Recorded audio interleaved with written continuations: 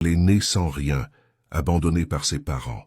Beaucoup pensaient que sa vie n'aurait aucun avenir. Pourtant, dans ses petites mains cachait un talent que personne n'imaginait. Petite, elle ramassait des bouts de tissu jetés dans la baignoire pour fabriquer des vêtements à ses poupées en chiffon. Les autres se moquaient d'elle, mais elle avait un rêve, devenir couturière. À 12 ans, elle a commencé à coudre pour des femmes du marché avec une vieille aiguille tordue. Ses vêtements n'étaient pas parfaits, mais chaque point portait son espoir. Un jour, un missionnaire étranger a remarqué son travail. Touché par sa passion, il lui a offert une machine à coudre usée. Ce cadeau a changé sa vie. Elle passait des nuits entières à s'entraîner, oubliant même de manger. Quelques années plus tard, elle a gagné un concours de mode local. Sa photo a fait le tour de la presse. Mais à ce moment précis, une série de malchances étranges s'est abattue sur elle.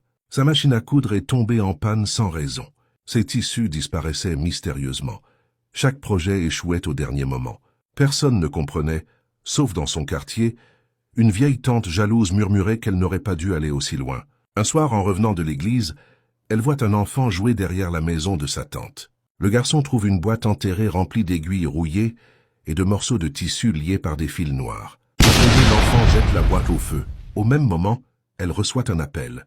Une grande maison de mode à Paris avait vu ses créations sur Internet et voulait l'inviter. Aujourd'hui, cette orpheline habille les plus grands du monde. Elle prouve que même si des mains obscures essaient de t'arrêter, quand Dieu décide d'ouvrir une porte, personne ne peut la fermer. Écris Amen en commentaire si tu crois que ton destin est entre les mains de Dieu.